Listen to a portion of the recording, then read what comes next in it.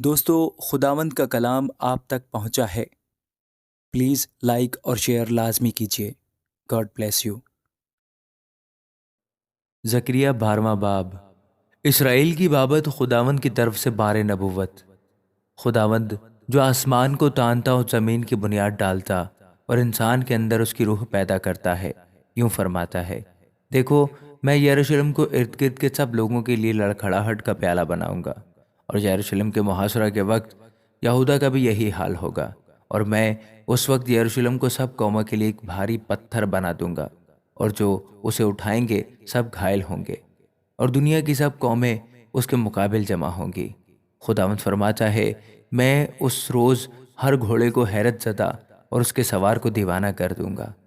لیکن یہودا کے گھرانے پر نگاہ رکھوں گا اور قوموں کے سب گھوڑوں کو اندھا کر دوں گا۔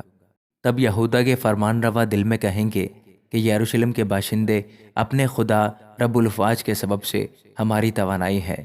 میں اس روز یہودا کے فرمان رواؤں کو لکڑی میں چلتی انگیٹھی اور پولوں میں مشل کی مانند بناؤں گا، اور وہ دہنے اور بائیں اور ارد گرد کی سب قوموں کو کھا جائیں گے، اور اہل یروشلم پھر اپنے مقام پر یروشلم ہی میں آباد ہوں گے، اور خداوند یہودا کے خیموں کو پہلے رہائی بخشے گا تاکہ داؤد کا گھرانہ اور یروشلم کے باشندے یہودا کے خلاف فخر نہ کریں۔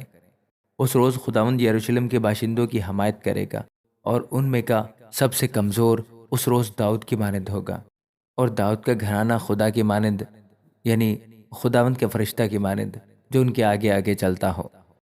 اور میں اس روز یروشلم کی سب مخالف قوموں کی ہلاکت کا قصد کروں گا، اور میں داؤد کے گھرانے اور یروشلم کے باشندوں پر فضل اور مناجات کی روح نازل کروں گا، اور وہ اس پر جس کو انہوں نے چیدا ہے نظر کریں گے اور اس کے لیے ماتم کریں گے، جیسا کوئی اپنے اکلوتے کے لیے کرتا ہے،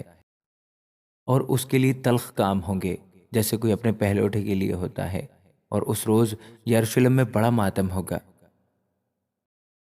حدد ریمون کے ماتم کی مانند جو مجدون کی وادی میں ہوا، اور تمام ملک ماتم کرے گا، ہر ایک گھرانہ الگ، داؤد کا گھرانہ الگ اور ان کی بیویاں الگ، ناتن کا گھرانہ الگ اور ان کی بیویاں الگ، لاوی کا گھرانہ الگ اور ان کی بیویاں الگ، سمئی کا گھرانہ الگ اور ان کی بیویاں الگ، باقی سب گھرانے الگ الگ اور ان کی بیویاں الگ الگ۔ آمین۔